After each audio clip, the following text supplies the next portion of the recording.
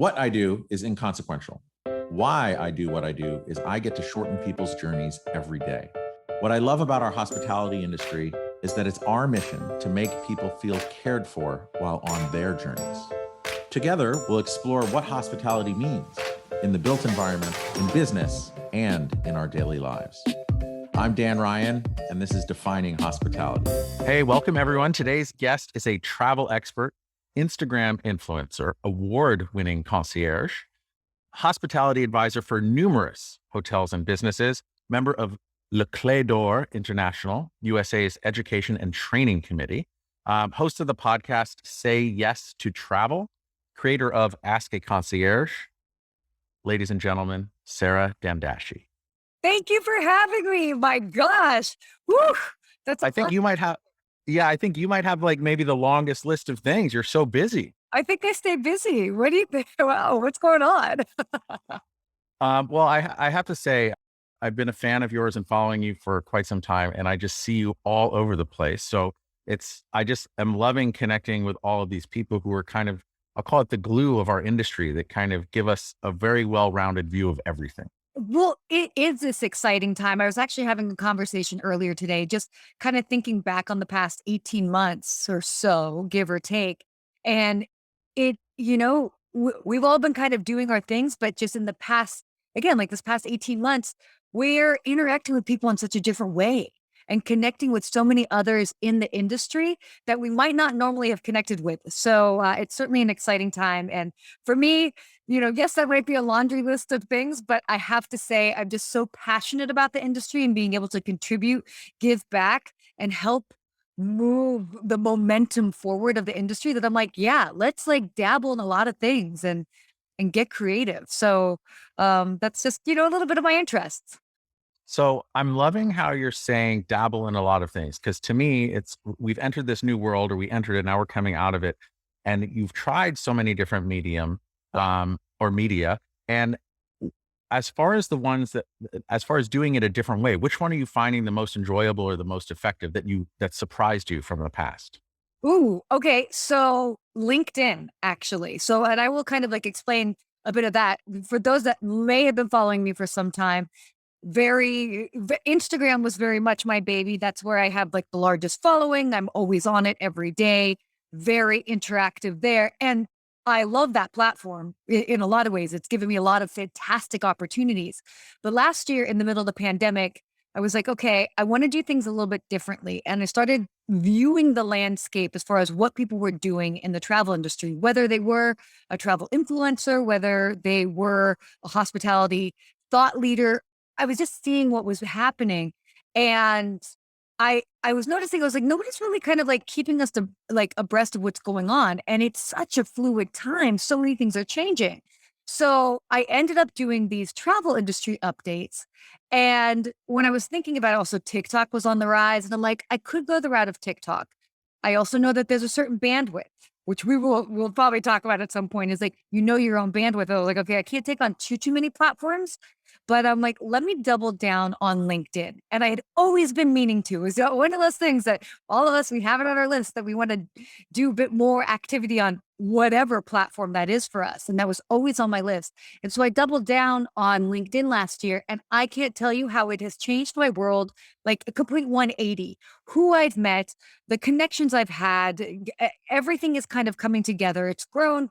My podcast, everything just kind of makes sense. And for me, that I think has been the most rewarding experiences to finally get to that platform that has always been on my to-do list, and then to see the fruits of my labor kind of come back and be so rewarding and so enriching. And so a little bit of a long answer on that, but that's what I've been so excited to play on.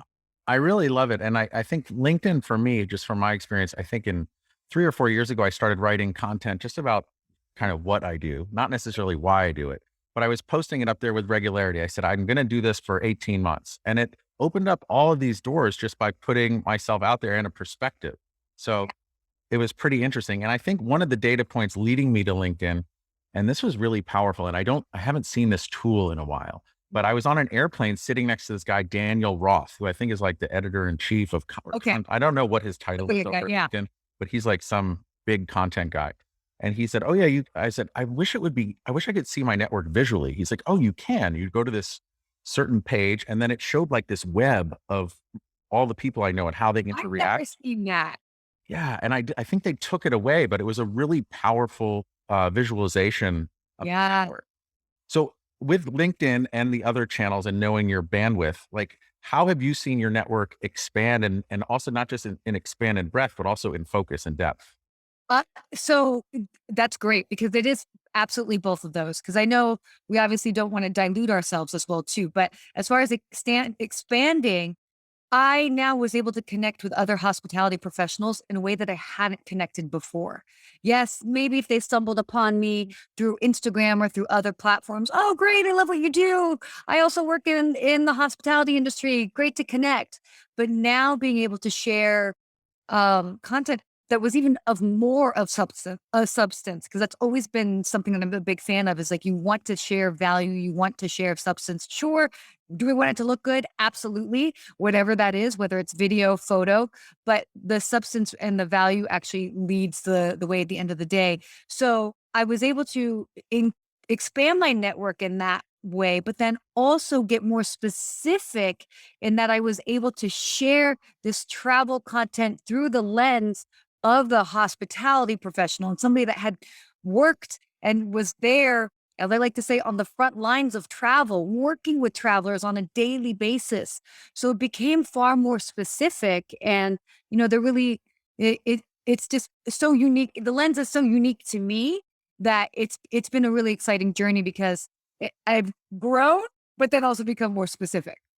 So that's really interesting to me because on the being more specific part, Yeah. I think you said this one thing that really resonated in a previous conversation, but where the concierge was the original influencer, Yeah. right? So now you kind of have you're kind of surfing this wave of just a wide net, getting these really deep relationships. Mhm. And how do you maintain that level of connection Ooh. to figure out like which ones are the ones that are going to serve you, but also the whole industry and move it forward? So I think the key thing here is when you're saying what serves me. I don't look at it that way. I'm not too focused as what's going to serve me as much as how I'm going to serve them. And it's like it serves me down the line. You know what I mean? Or there's a byproduct of it. So I'm not going at it like with a me mentality, but as in a what can I do for them mentality, which I think is how we should operate in our lives just in general because it's far more enriching that way. Um, but it's going back to this concept as far as like the concierge being the original influencer. So to kind of bring everybody up to speed that might not know a bit of my story, I had worked in hospitality for in luxury hotels for 18 years, 15 of those years as a hotel concierge, Le Clé d'Or concierge, which is the gold keys of concierge. So um w- the notion of what did we do? We were always invited to places to experience. And then from our experiences that we would have firsthand, we would end up curating, ideas or itineraries and giving professional advice to travelers on what they should do in a location. So when you take that model and you apply it to social media and this notion of being for lack of a better phrase, a travel influencer, people that are having an influence and giving their professional advice on it, I was doing that already. So it was this natural transition.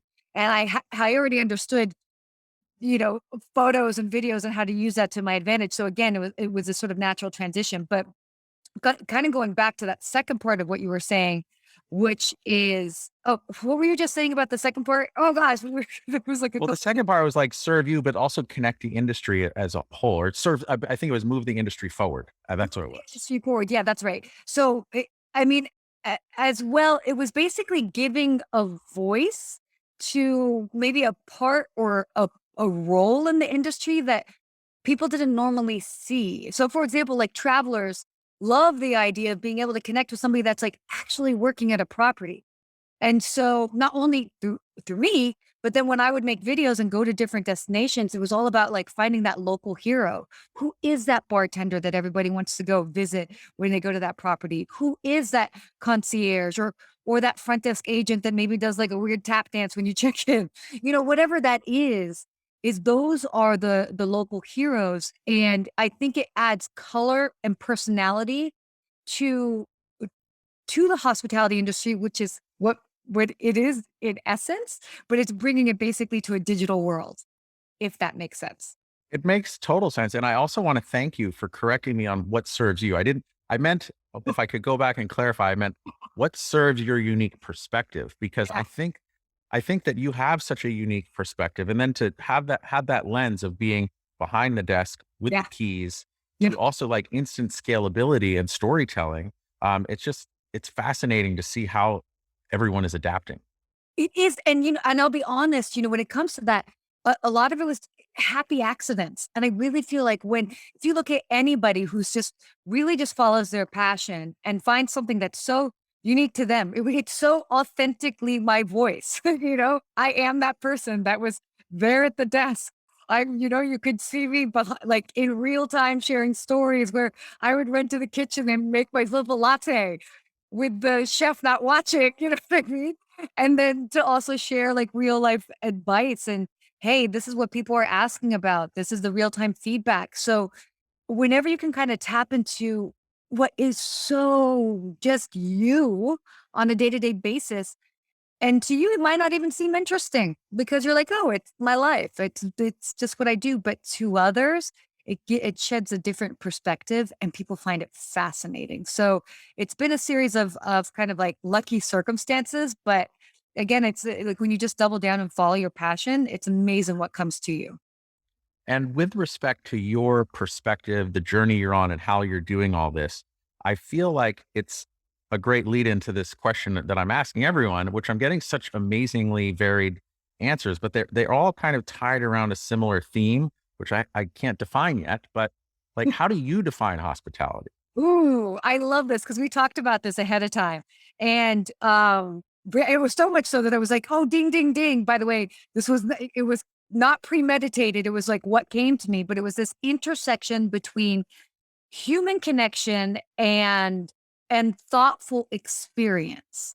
Because really, when you look at it, hospitality, it is all about the human connection. Yes, there might be a digital aspect, but it's all about connecting on that human level. That's where hospitality comes from. Way back where people inviting people to their homes, like they're breaking bread over a meal. That's all hospitality, and that's a human connection.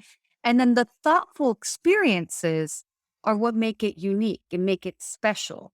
It's more than just inviting somebody into your home or having somebody over for dinner. It's having those conversations and it is finding those thoughtful experiences, whether it's playing on something like, oh, I know that you really love XYZ and tying that into it. So all of that kind of ties into really what I think makes hospitality the the good stuff that we love. Yeah. And I love how you're saying a thoughtful experience, because to me, like in writing, focus on those small moments, right? And that those small moments are really the most thoughtful, and people might just pass them by. So if you could share like one of the most incredible thoughtful experiences that you've had, like what are they? Oh, okay, so different things. I'll kind of like name like a couple. One from maybe that I received. Hmm. One that I received, actually, I just remembered it. Because this is actually so cool. All right, I was in Berlin and I was staying at the Ritz Carlton Berlin, and I was on their club level, and you have snacks in this, and they had this whole honeycomb setup that was like honeycomb that they got from their roof. And I'm like, what? And they saw me, I'm like making a video. I'm like, this is real honeycomb. This is so cool. And they're like, whoa, okay. American girl does not leave her house often. What's going on? But I really was enjoying this honeycomb. And, I did a story on it, whatever. A couple of days go by. And just before I check out, they brought to my room a, a jar that they got of their own honey from their roof, which is what the honeycomb was. And they were like, here's a little bit of something for you to take back on your journeys so that you remember us. And it's cool. Nobody asked for that. It's honey. It's so simple. But because they saw my genuine reaction and I was so tickled by it, and then they were able um to feed into that, that to me was so thoughtful. And why I also say thoughtful is I think all too often people are like, oh, we can't afford XYZ amenity because, I mean, there is a business after all. I understand that amenities cost things, but sometimes the thoughtful things don't cost that much. It could be a handwritten note. It could be a handwritten note with a cocktail or something so simple. Maybe it's even something that like you buy on your way going into the property to give to a guest. So it's not necessarily about the price of like what somebody's giving back, but it's the fact that the guest felt heard and understood and related to. And that is where thoughtful experiences come from. As you were saying that, where you said cocktail and a handwritten note or one of the things that jumped into my mind was the idea of time. They could have put a coupon there. They could have like given you a jar of honey as you were checking out. But I think like a well-made cocktail or a handwritten note, I think for me, it's that time that someone's investing in it. Oh, 100%. It's the time and it's also bringing you present too. Because again, you could be like, here's a drink ticket to have a drink the next time that you want to have a cocktail. Okay, that's cute. But to be like, oh, they paid attention, they saw you walk through the front doors after your workday, and it's a 5:15 in the afternoon, and they know that you love espresso martinis. And then knock, knock, knock on the door, room service is there, and it's like, you know, the concierge or whoever wants to, a happy hour drink to kick off your evening. I know that you may have had a long day, whatever it is. This is just sent from the front desk, the concierge, etc. Cheers. And that shows so much planning and that they were paying attention. And it was discreet too. It's like, oh, they saw you walk in, and then within 15 minutes, you have a cocktail at your door. I mean, Yeah, wow. they saw you had the shakes. They're like, shit, we got to get her a cocktail. Oh, maybe that too. Maybe that too. They're like, oh, this person definitely needs a cocktail. But I mean, again, it's simple. It's way to take. I mean, like, how much is one cocktail at the end of the day? But it's how it was executed, and that's, I guess, also where the thoughtful experience comes in. Yeah. And someone like me, I'm able to suspend all disbelief. So you can tell me anything as I'm eating or a wine pairing, just say, oh, hints of chocolate and raspberry.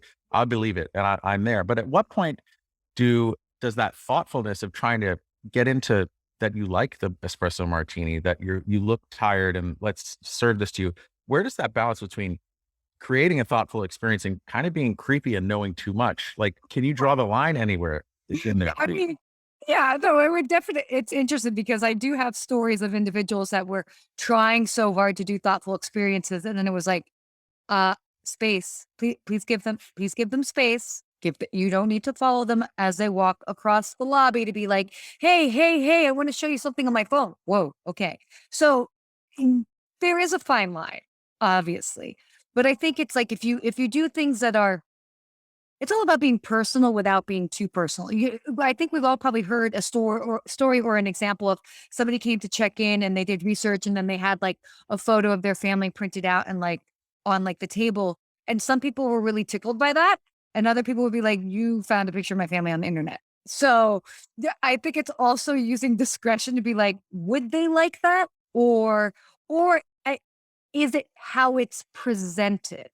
Mm. Which I kind of mentioned before. And it's like how it's presented. So if you show up and it's like, there isn't really an explanation, you're like, there's just a photo of my family.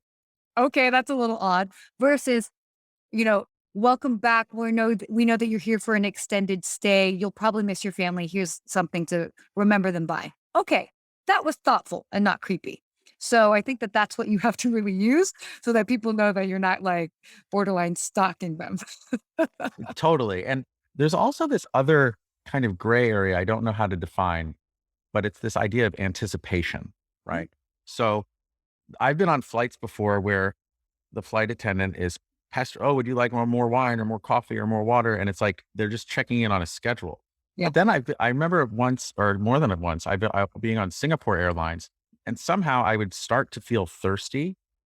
And the flight attendant would be, oh, Mr. Ryan, would you like some water? Somehow they anticipated that I was thirsty. I don't know how they did it. I don't know if you can even, if that's can Yeah, you train that? Can you learn that? there was an infrared system just kind of like reading like your body waves and that's it. They were like ding ding ding. The Yeah. 1C is thirsty. Please go by. No, I'm kidding. What? But I don't know how they know that, and they're always so good at it. There's something that they do. They must read body language. Yeah, and that's what it is. It's understanding body language. And at the end of the day, it's thinking a couple steps ahead. I was having this conversation with somebody about how you present certain things. And it's instead of, because when you're thinking about the guest experience, you also want to be mindful that you don't want to touch base too many times. Like, let people have breathing room. You don't want to call them in the room too many times to get something done. You don't want to check on them too many times when they're, on the plane. Maybe they're trying to get work done. Maybe they're just thinking. Um, so you have to have this fine balance where you check in just enough without being overwhelming. But then if you can think a couple steps ahead, maybe what might be the next question that they might ask, And so whether it is, oh, it's been a while since I interacted with so and so guest, they might be thirsty. Okay. Or if I'm going to a guest asks me for some information on something, I don't just come back with the one answer. It's like, what do we think the next three questions are going to be? So let me get all of those answers so then I can be like, hey, this is available at this time. And by the way, in case you were wondering, they do happen to have XYZ on their wine list.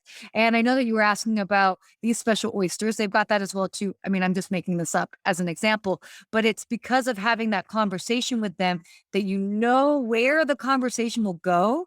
So then you provide yourself with that information to minimize the interactions, but also anticipate where the interaction could go. So it's checking in and just listening and connecting with and see and kind of reading where they want to be. Well, and I think it also taps into the human element of ourselves. If I were in their shoes, what would make sense? Like, what would I ask for next? Or does this seem right?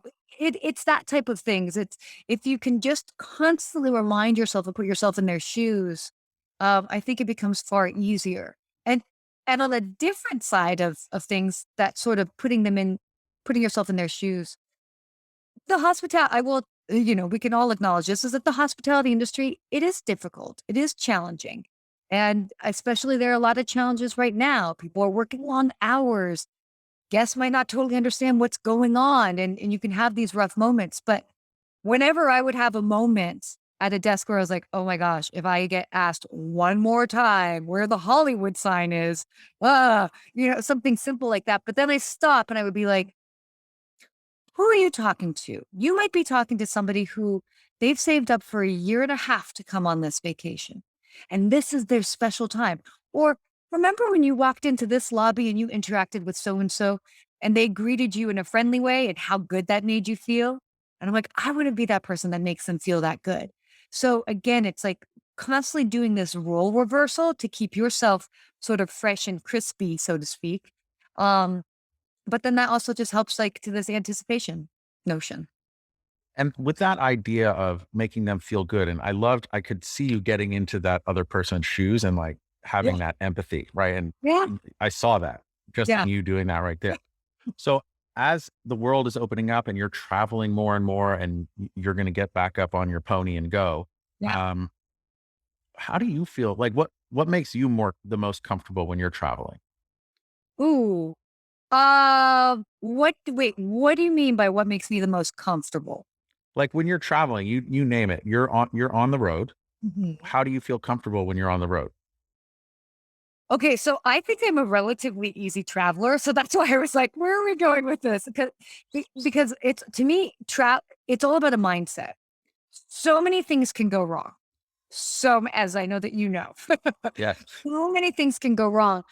And I just have this mindset that it's like, I am so lucky that I'm getting to do this. I'm so lucky that I'm getting to go on a vacation, if that's what it is. Maybe I'm traveling for work. I'm so lucky that I get to travel for work and I may not be standing, behind a desk where I wanted something different.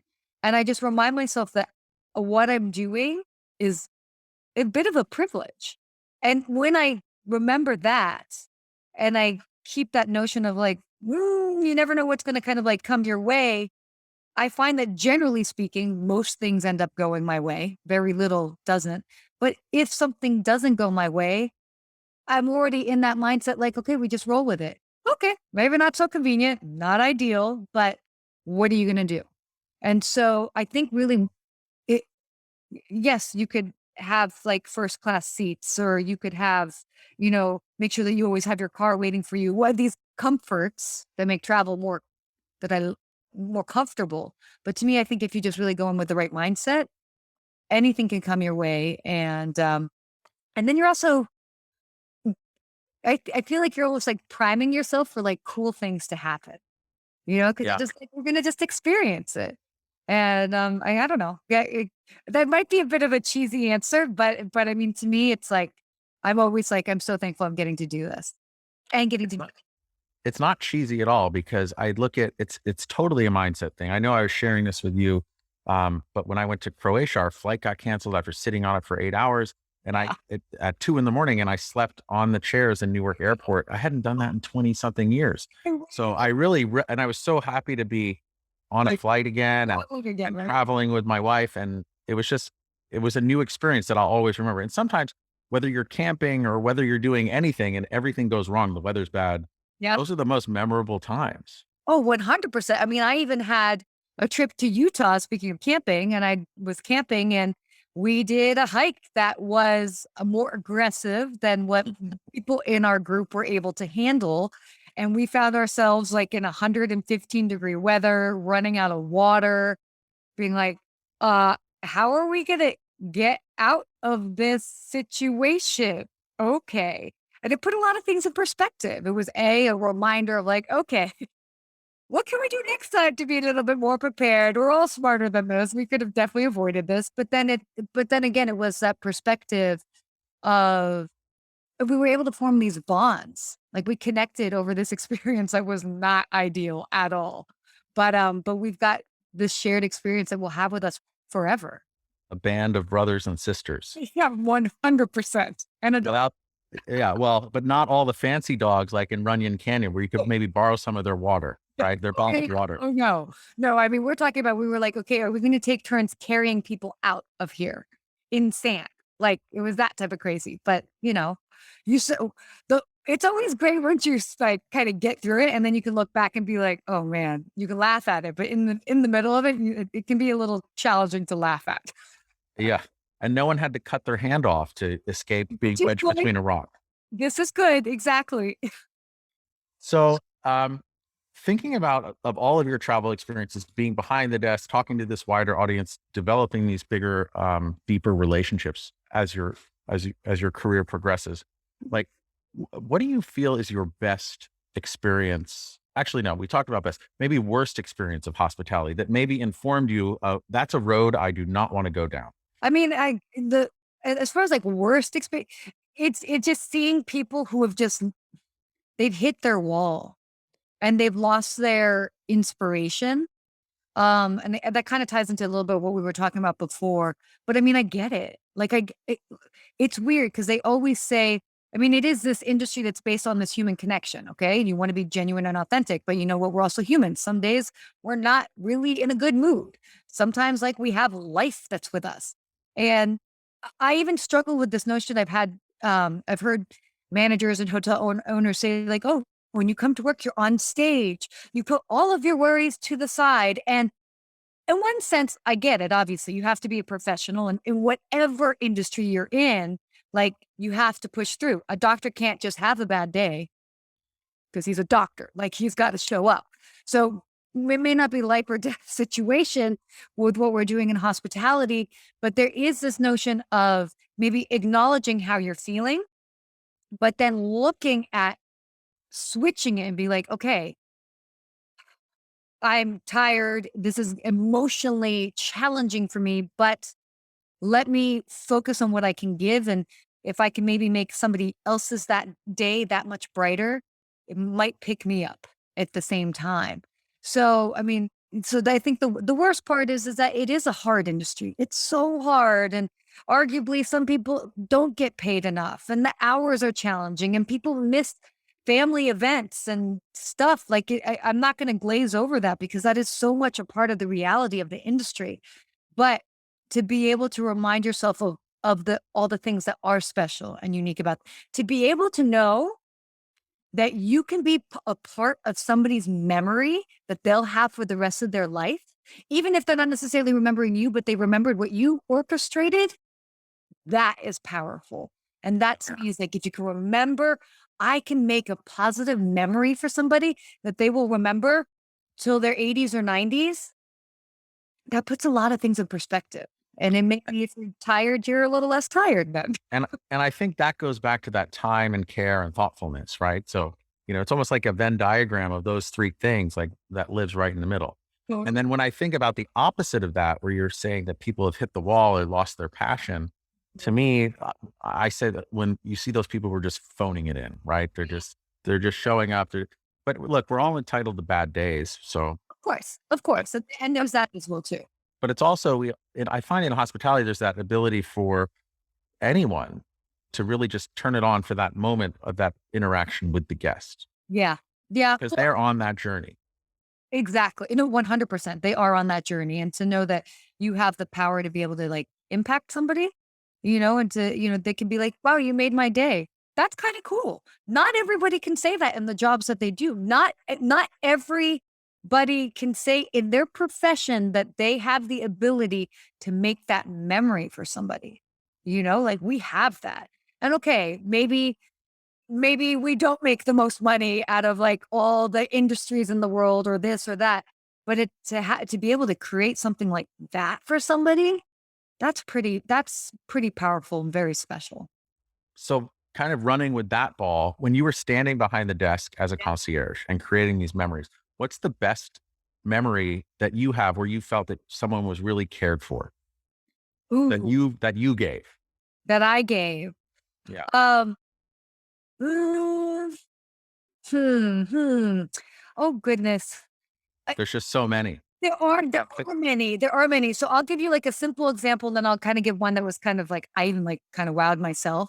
Well, I was like, oh well, that's kind of cool. No, but the sometimes it comes down to just being these really simple moments.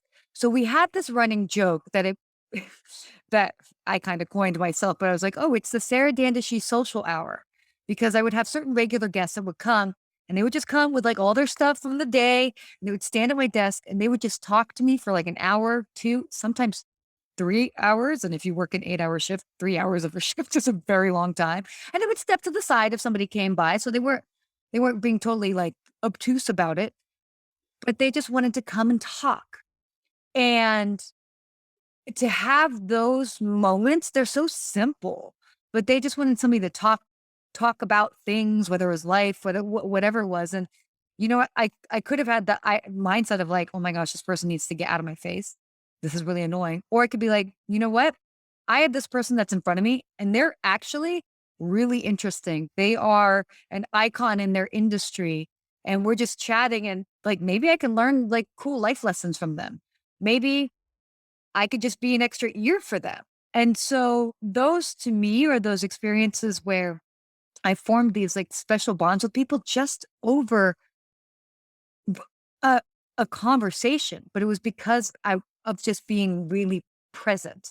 And I know that's again, it's cheesy, but you can take away all the fluff and it's like those present moments to have that connection is really cool. Now, other ones where uh Oh, wait, before you get into the other one, just to my feedback or my comment on that one is you were saying they're talking, you're there, you're open, but really you're just listening.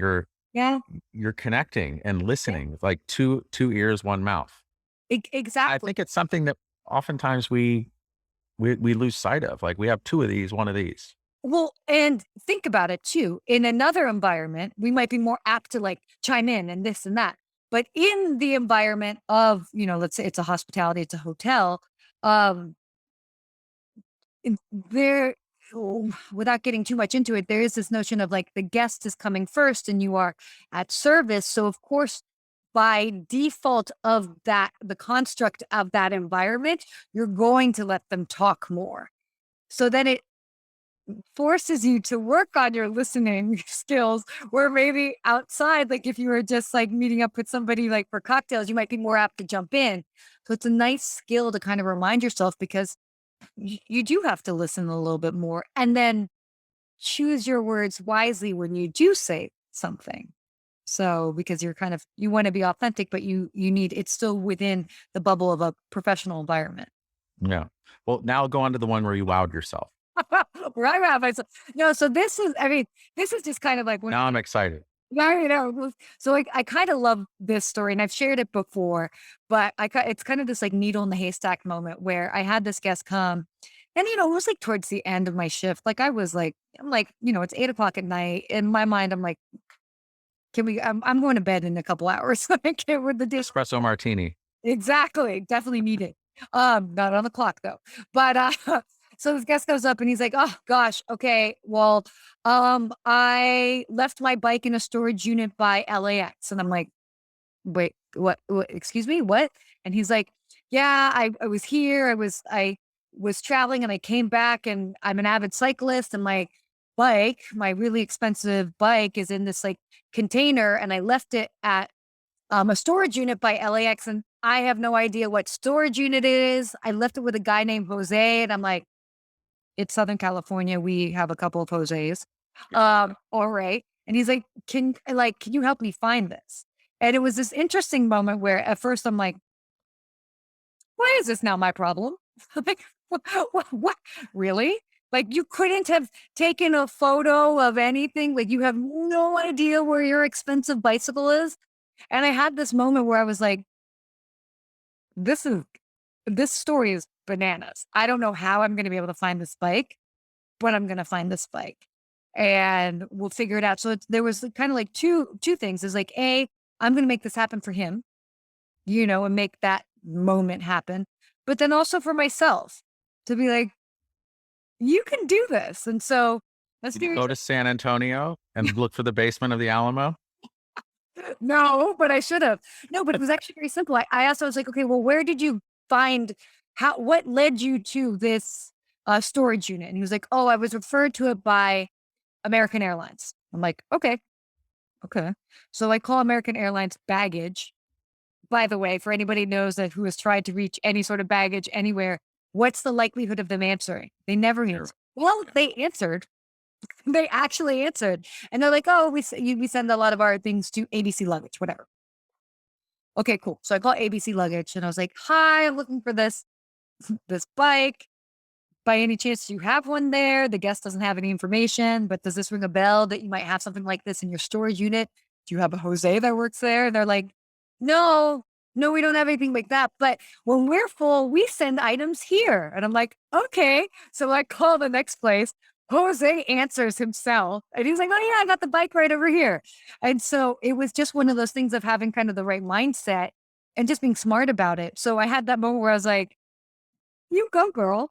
You go, girl. You switched the way that you thought about it, and to be able to make that moment. Now, I mean, I don't know if the guest understood really at the end of the day what because I made it look so easy. Yeah. Like it made it look so. I was kind of lucky, but I made it look so easy. And And you're right. It's a mindset because there's a challenge and you're a problem solver. You want to connect the dots or shorten the journey. totally, totally. So that was always just one of my favorite stories, just because it just Love that. shows that if you change your mindset and like you just get creative with it, it's amazing you'll be like, wow, look what I did. That's kind of cool. So I have an ask a concierge question. Bring it. Would you like to know where you left XYZ in storage? No, it's not like that. So from my experience, I find that 8 out of 10 times when I ask a concierge what restaurant I should go to or what they recommend, usually I'm not impressed at all. And it leads me to believe that somehow there's some kind of agreement between or commissions paid from the restaurants to the concierges. Is that true? Okay. So in some cities, that has been a thing in the past. Like I think it was pretty heavy in New York. I'll be honest, it's never been a thing in Los Angeles. Mhm. Yes, a restaurant might be like, hey, come in and have dinner for two. Okay, yeah. So you can experience the restaurant. Sure. Like that makes sense. But as far as like ever any successful program where they would like keep track of head count and be like, oh, you make XYZ money, that's never been a thing really in Los Angeles. In other cities, they have done that. Um, but so I mean, and to be fair, it's like if you look at any sort of business, You look at commissions, it's a referral sort of situation. So I think commissions sometimes get a bad rap, but that's because the person, it's not the commission, so to say, it's what they did with their recommendation. So in very like broad terms, like if you ask me that you really want to go to this like romantic Japanese restaurant and I somehow convince you to go to like a a businessy steakhouse, like that's not what you wanted. And that's Right. in very broad terms. So I guess what I'm trying to say is that sometimes these recommendations maybe aren't thought through enough. And they weren't necessarily doing it for like an extra buck, but they just really didn't give a thoughtful recommendation. They were phoning it in. Yeah, they're kind of phoning it in because at the end of the day, like if I'm giving you a recommendation, whether it is a steak restaurant here, whatever it is, w- like I know because I've been there and I know that you're going to have an excellent experience. And that's why I'm recommending it to you. Now, granted, there are also off nights. Some people have off nights and that can be a thing, but it's really paying attention to what is being asked and then giving that recommendation based off of that. And generally, that involves having a conversation. Actually, this is one of the reasons why I always had a tough time with people that would text for recommendations. And by the way, I'm all for technology. But for me as a concierge, my difficult thing was if I would get a text from a room that's like cool sushi places in the area, I roll my eyes because I can't do my job without asking you a bunch of questions. And that back and forth on a text is so annoying, So I can't give you what I think is a proper, I know 10 different sushi restaurants, but do you want something more intimate? Do you want something more local? Do you want something sceney? Is it a romantic thing? Is it not a romantic thing? Do you, so all of that kind of comes through in an in-person interaction that you will lose that ability in a texting situation. So that kind of ties into like giving those real recommendations because that's what I think. Yeah. I mean, That's super interesting because with the texting and the back and forth, I know you have a whole list of questions, but I bet you would pick up just so much by them walking in front of you and seeing what their vibe is. totally. 100%. You can. And also like it can become like a cool thing. It's like, what are you thinking? You want something more like businessy, this, that. So you can kind of toss out a couple and or maybe they come to you like with their partner and you're like, okay, that looks like they're doing a date night. Or maybe you can whatever it is. You can see so much again in person. And you can also without sounding like weird by saying this, but I mean, keep in mind, I've worked in, Beverly Hills and high end locations, but you can also kind of get a feel for like, okay, they look like they're going to want like more of an upscale experience. Or if they straight up tell you, where would you go? Okay. You want casual? Okay. We'll go casual. So It's really interesting because it's also reading the room or reading the guest, right? So I had a guest on previously, Christian Giordano, who is an architect, and what he does, if there's like some big change that they want to do to a facade of the building, they have different options. They'll yeah. actually show the rendering with pricing listed there. Someone will present it, and then someone else is reading the client's face to see like, oh, I don't want that. Oh, but so much can be seen from reading the guest and reading the room, and that's being open. Yeah, totally. And that's what it is. I mean, half the time, I would always kind of joke around and be like, I know what they're going to ask before they ask it because A, within the parameters, like which way the conversation is generally going to go. But it's all about reading them and like what they're kind of like bringing to you, or maybe you can't tell that they're tired, and it's like, hey, maybe you want to just stick local tonight. They're like, yeah, that's Yeah. actually a good idea because you could see that they were tired versus you can't tell on them. Yeah, the texting, it's very convenient, but so much is lost in translation. And I have such a hard time with that because I'm all for like technology. How can you like streamline the guest experience? But you just like lose that ability to read them in person where you can get that much more specific. But again, I obviously genuinely care about giving a real great recommendation. And if you have others that are phoning it in, they can phone it in via texting.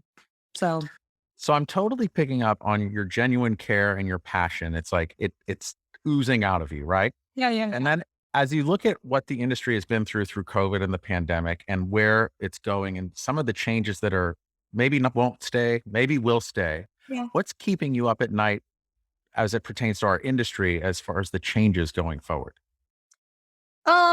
Hmm, as I don't know.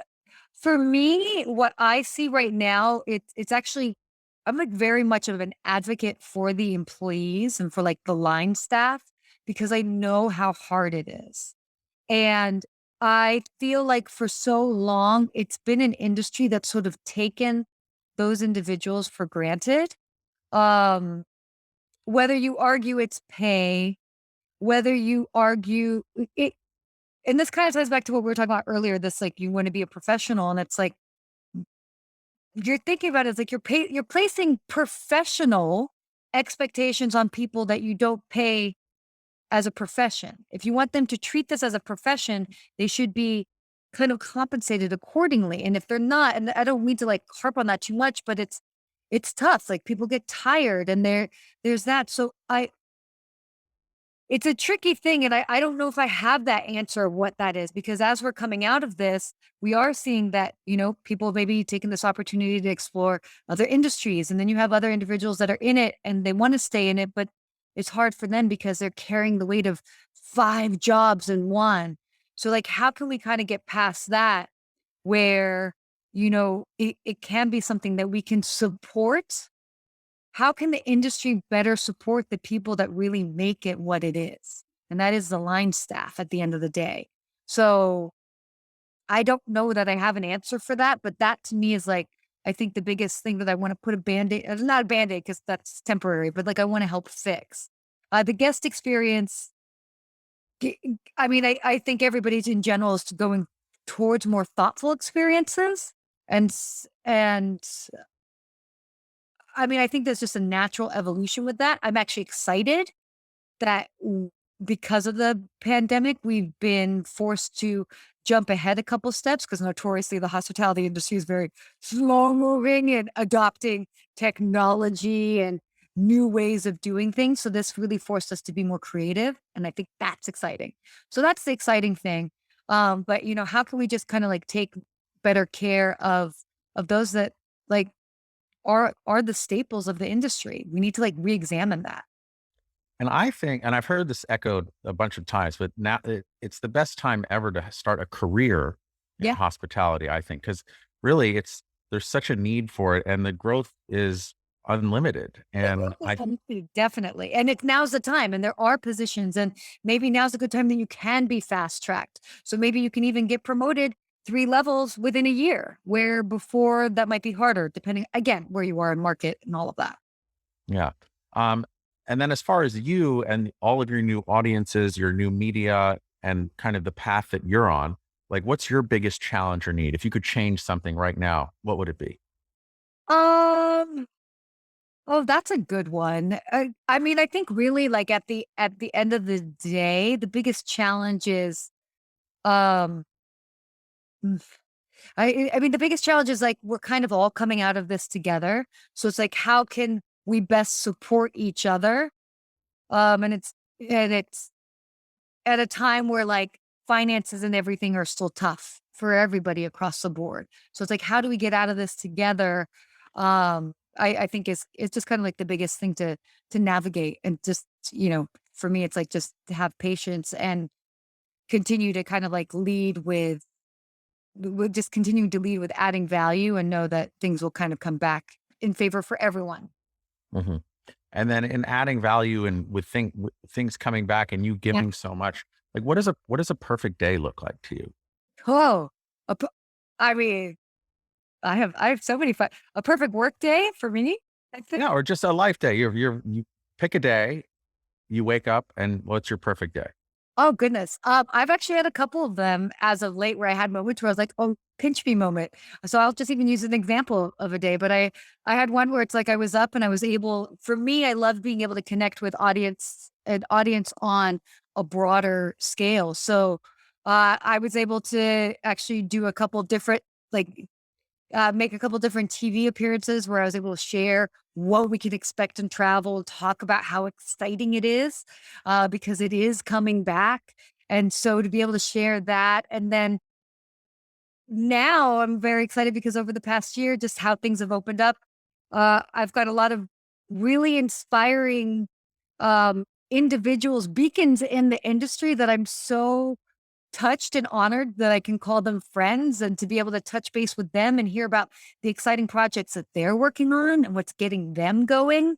And then I went up to a destination and we were filming that destination and bringing it to life in person. So for me, it's like was able to kind of combine this like educational aspect, this sort of like inspirational, connecting, networking element, and then the creative part of it. And that is really bringing, destinations and properties to life that, bring you to a new audience of people. Yeah, I can see you really light up as you talk about that. So, okay, so with that, as you're lighting up, telling me about your perfect day, and it's like your perfect day today, if you Yeah. could go back to when you were a concierge behind the desk with the gold keys on, and you could offer yourself as a concierge some advice, what would you say? Ooh, I mean, uh, several things. Definitely. I mean, w- I think the biggest thing would be, and it's kind of um circles back to what I mentioned before, is just that reminder of like we are so like because I didn't think about this until after the fact. Um, I get to be a part of somebody's memory, and I think if I reminded myself, like positive memory, if if I reminded myself that more on a regular basis, I think it would have I just would have viewed things even more even deeper than what I did at the time. Because that was I mean, in full transparency, I hadn't really put that together until later. In fact, I was told that thought by a very dear friend of mine that I had worked with in the industry for so many years, and I had interviewed him for my upcoming book, and he said that, and I was like, "Oh, whoa, that is so powerful." So I think that that would be kind of like the main thing is, and always that reminder of patience is a virtue, but I'm pretty patient as is. Yeah. Well, I think being a part of someone's memory, there's almost a sense of immortality or impact with that, because if you're really part and seared into someone's memory, you're just bouncing around their mental circuitry. They're going to tell someone else, that's going to keep on going, and it may actually alter the arc of their life as well. Completely. Well, and that it goes back to that notion of pay it forward. It's like everybody always talks about how like you can smile to somebody and that can like turn their day around, and the next thing you know, they do something to somebody else, and like the impact of that domino effect. And so I always would say is like never underestimate the the impact of a good deed or a smile, and how it can just you'll never know. You will never know what the true impact was, but you just have to have faith that like it's going to have this positive domino effect. And if you can be the person to like push the first domino over, that's pretty awesome. Mhm. Okay, so then as far as seeing you light up and talk about this, it was a work day. Now, let's say it's not let's say you're not working. There's nothing, there's no work at all. What do you do? Like, what lights you up the most when you're not working? Oh, I think it would be I mean, it would be exploring new places, and then also, like, being outdoors.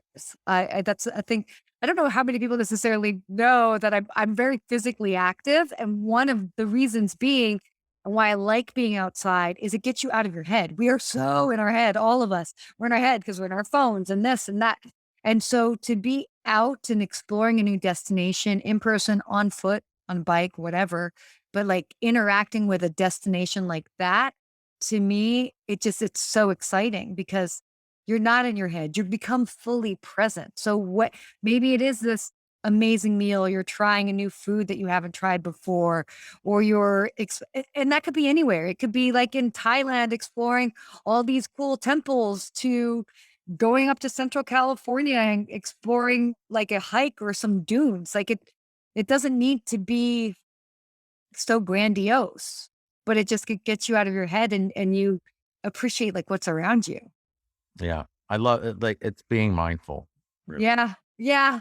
Sometimes I'd have to say I fully admit I kind of feel it sounds a little cheesy, But like, that's what I looked, I mean, like yesterday I went on a hike and I had this moment where I was like on this hike looking over Los Angeles. And then I look and I see this building and I'm like, I was just there this morning. Like I was there this morning doing a podcast and I had all of those interactions and like now I'm here and I can see there and I don't know, it was this like really weird moment, but but I was definitely grateful for it. I love it. Love it. Love it. Love it. Um, so we're rounding third base now. So Yeah. how do people find you? How can people stay in touch of everything that you're doing, how you're bringing the industry together and forward? Well, I mean, I would say, wherever the platform is that you really like to play on, I'm probably there. So we should connect there. Heavily active on Instagram for sure. If you went to connect there as Ask a Concierge, but also LinkedIn as well. So for other hospitality professionals, definitely let's connect there. There's more in the pipeline that I will be sharing. I've been relatively quiet for myself as of late, just in preparation for a book that I will be having come out. So I'm kind of gearing up for that. But so yeah, find me anywhere as Ask a Concierge or connect with me as Sarah Dandashy. I am always on my phone. So except for those few moments where I do disconnect. So definitely never hesitate to reach out and connect because that's the easiest way. Or you could go to my website, askaconcierge.tv. Great. Tell us more about your book. Ooh, okay. It's called Hospitality from Within. I will have a date coming out shortly of when that'll be available. It will be available on Amazon. And what I love about it is it kind of combines all the years, kind of everything that we really talked about today, all these years of experiences and these stories of what I've learned from behind the concierge desk on how to interact and engage with people in the genuine, authentic way, which is that notion of hospitality from within. It's coming in essence from the heart. Uh, but because I also have this breadth of this network of other fabulous concierge and industry professionals, I was like, it would be remiss of me to just share my stories. Like, that's just so narrow minded. Like, let's see all the colors in the world and in different languages and different demographics, because that just goes to show you how universal hospitality is. And so I have a lot of stories from other colleagues from around the world, which is just so cool that people showing you the memories that they were able to help create for other individuals. So I'm excited for that to come out. I'll be sure to share details. Follow me online for that. I'll let you know as well too. But Yeah. very excited about it. No, in all these interviews that I'm doing with people, I'm learning just different viewpoints of hospitality because it's not limited to hotels. It's every. No, no. Yeah, yeah. And what I'm learning, I think could definitely turn into a book. So it's just really exciting to learn from others. I'm so curious about what everyone's perspective is. Oh, totally. And again, that's like what I did as well too, is I also interviewed people that I've known for years. And the person that, for example, that gave me that light bulb moment about being that memory maker for somebody else, like that person works in technology.